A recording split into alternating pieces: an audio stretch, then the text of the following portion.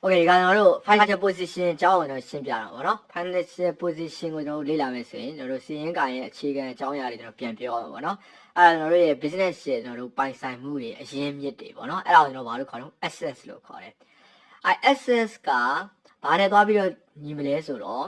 capital နဲ့ liability ပေါင်းတာနဲ့ညီလိမ့်မယ်ပေါ့နော်ဆိုလိုတာကကျွန်တော်က3000နဲ့စီးပွားရေးတစ်ခု business တစ်ခုကိုလုပ်မယ်အဲ့ဒါ business တစ်ခုလုံးတန်တာဒီ3000ဖြစ်သွားပြီပေါ့နော်အဲ့ဒါ access ပေါ့ဒီရဲ့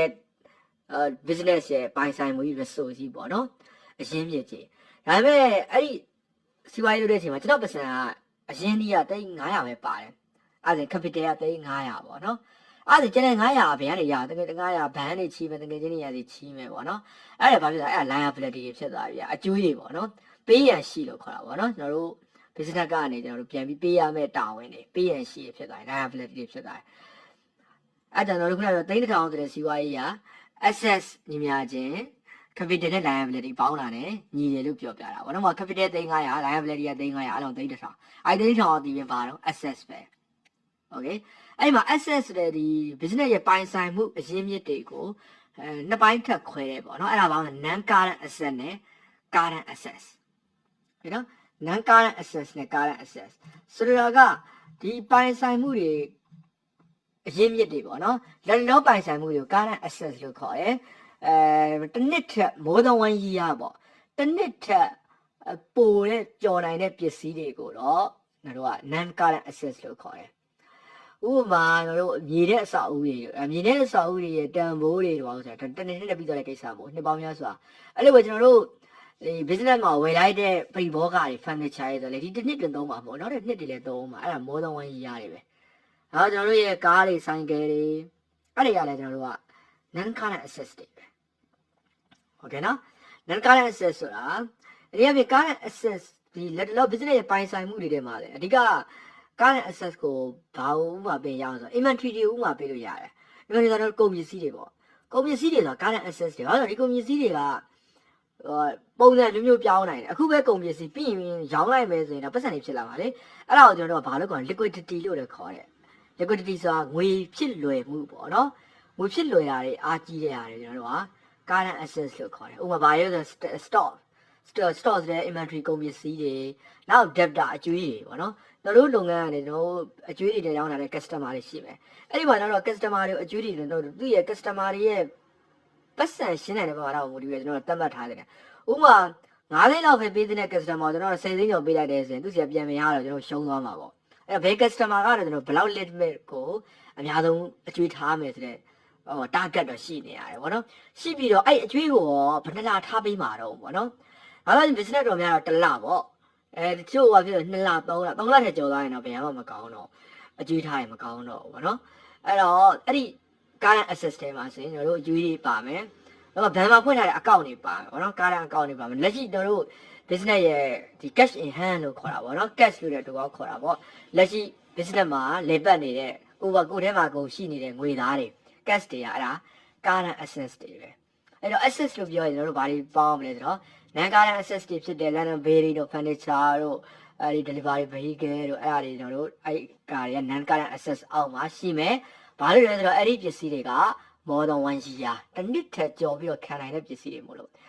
့အဲ့ current assets တွေကတော့ဒီတစ်နှစ်အတွင်းမှာပဲအလုံးလုံးမဲ့ဟာတွေပေါ့နော် stock တို့ debtor တို့ current account တို့ cash တို့အဲ့ဒါတွေကျွန်တော်တို့က current assets လို့ခေါ်မယ်နောက်တစ်ခုထပ်မှတ်ထားမှာ intangible assets ဆိုတာလေဥပမာကျွန်တော်တို့မိုင်းတော့ AI လေး computer ဆိုတာဒီနာမည်ကတန်ဖိုးတော်ရှိနေတယ်Facebook မှာဆို like က3သိန်းကျော်နေပြီပေါ့ဒီနာမည်ရအောင်ကလည်းဒီနာမည်ကောင်းရအောင်ကလည်းကျွန်တော်လည်းအချိန်နဲ့အများတိဆောက်ခဲ့ရတာပေါ့အဲ့ဒါကြီးကသွားပြီးတော့ဘလောက်တန်တယ်လို့သွားပြီးတော့ပြောလို့ဒါပေမဲ့တန်ဖိုးကတော့ရှိနေတယ်ဘာလို့ဒီ AI ဒီ computer ဆိုတာ brand ကြောင့်ကျွန်တော်တို့ product တွေကျွန်တော်တို့ရောင်းနေရတယ် client တွေကလည်း AI ဒီ computer တစ်စိတ်ကြောင့်ယုံကြည်ပြီးတော့ဝယ်ကြတယ်ပေါ့နော်နောက်ကျွန်တော်ပိုင်ဆိုင်ထားတဲ့ကျွန်တော်ရေးထားတဲ့စာအုပ်တွေမူပိုင်ခွင့်တွေ copyright တွေပေါ့အဲ့ဒါတွေကဒီကုမ္ပဏီရဲ့ပိုင်ဆိုင်မှုတစ်ခုပဲ assets ပဲဒါပေမဲ့သူတို့ကိုသွားပြီးတော့ကျွန်တော်တို့ကလက်နဲ့ကိုင်လို့ထိတွေ့လို့မရဘူးပေါ့နော်ဥပမာ hardware software ကွန်ပျူတာနဲ့ပြောမယ်ဆိုတော့ဒါတွေက software တွေပေါ့နော်ပိုင်ဆိုင်မှုတွေရုပ်ကောင်တွေတော့မရှိဘူးဒါပေမဲ့တန်ဖိုးတစ်ခုတော့ရှိနေတယ်ဟုတ်ရဲ့နော်အဲ့လိုမျိုးဝိုင်ခွင့်တွေ logo တွေ brand တွေအဲ့ဒါလည်း intangible assets တွေပဲဒါလည်းကုမ္ပဏီရဲ့ assets တစ်မျိုးပဲပေါ့နော် okay အပြင်တော့ capital အရင်ကြီးကတော့ရှင်းပါတယ်ပိုင်ရှင်ကထုတ်စီးပွားရေးလုပ်ဖို့အတွက်ထုတ်ချီထားတဲ့ထုတ်သုံးထားတဲ့ ငွေတွေပေါ့နော်အဲ့ဒီမှာတော့ business အကောင့်နည်းနဲ့မျက်စိနဲ့ကြည့်မယ်ပိုင်ရှင်က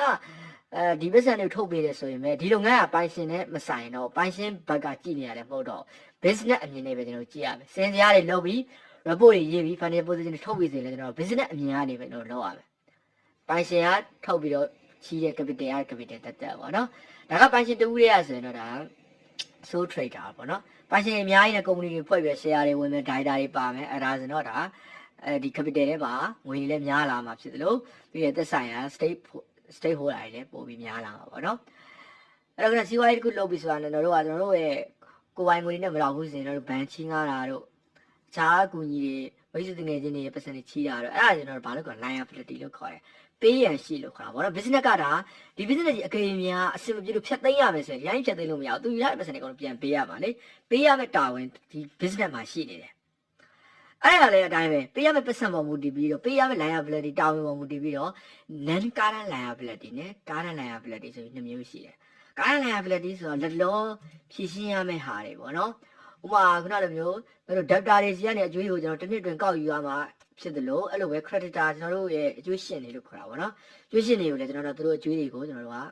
ကတစ်နှစ်အတွင်းမှာကြေအောင်ဆက်ရလိမ့်မယ်ပေါ့နော်အဲ့ဒါ current liability ဥပမာတကယ်ကြီးတယောက်ကျချီတာ3လအတွင်းပြီးဆက်မယ်လို့6လအတွင်းပြီးဆက်မယ်လို့တစ်နှစ် more than ဒီပေါ့နော်ဒီ within 1 year ပေါ့တစ်နှစ်အတွင်းမှာမဖြစ်နေပေးရမယ့်ဟာတွေတော့ current liability လို့ခေါ်ပြီးတော့ more than 1 year တစ်နှစ်ထက်ကျော်သွားတဲ့ဟာမျိုးတို့ non current liability လို့ခေါ်တယ်ဥပမာဘဏ်ကနေတော့9နှစ်နဲ့ချီးတဲ့ပတ်စံတွေမျိုးပေါ့နော်အဲ့ဒါ9နှစ်စာဖြစ်သွားပြီတစ်နှစ် more than 1 year တစ်နှစ်ထက်ပိုသွားပြီ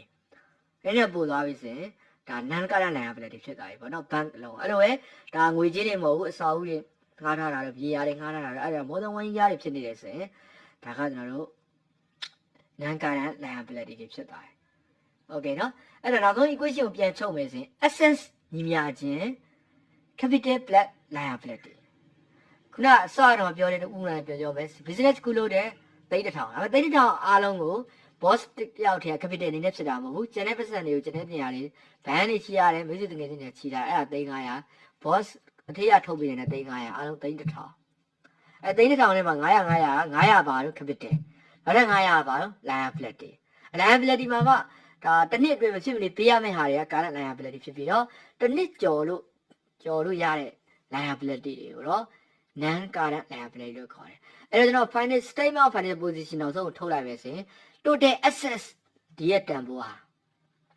total asset ဒီရဲ့တန်ဖိုးဟာ total capital and liability ဒီရဲ့တန်ဖိုးနဲ့ equation ချရင်ညီနေရမယ်တို့တို့ကနှုတ်လိုက်ရင်0ဖြစ်နေရမယ်ဟိုတော့ဘယ်သူမှပိုနေလို့လွန်နေလို့မရအောင်ဒါဒီကျွန်တော်တို့ရဲ့ double entry လို့လည်းတော့ပြောလို့ရတာပေါ့နော်ဒါမှလည်းစင်းတစ်ခုကသူ့အတူဆိုတော့ဘလို့သွားတိုင်မလို့တိုက်လို့မရအောင်လေတစ်ဖက်ဖက်နဲ့ကျွန်တော်သွားပြီးညှိလို့ရမှာစင်းကကျွန်တော်တိုက်လို့ရမှာโอเคเนาะအဲ့ဒါ financial position ကိုကျွန်တော်တို့တွက်တော့မယ်ဆိုကျွန်တော်ဘာတွေသိထားမလဲ assets တွေသိထားရမယ် capital တွေသိထားရမယ် liability တွေသိထားရမယ် assets မှာ non current assets တွေရှိတယ် intangible assets တွေရှိတယ် current assets တွေရှိတယ် liability တွေမှာလည်း non current liability ရှိတယ် current liability ရှိတယ်အဲ့တော့ assets တွေကိုလည်းပေါင်းလိုက်မယ် total assets capital ကတော့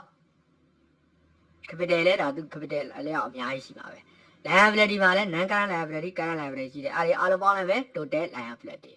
အဲ့တော့ total capital and liability ဟာ total assets နဲ့ညီနေရမယ်โอเคเนาะဒါက financial position statement of financial position ပဲ finance ပဲโอเคเนาะကြည့်ရဆိုရင်ဗီဒီယိုလေးနားလည်သွားပြီဆိုတော့နောက်တော့ဗီဒီယိုသင်ခန်းစာမှာလက်တွေ့ဒီသင်ခန်းစာရဲ့ assets နဲ့ capital နဲ့ liability value တွေကိုကျွန်တော်တို့ထည့်သွင်း entry သွင်းတော့မယ်โอเคเนาะ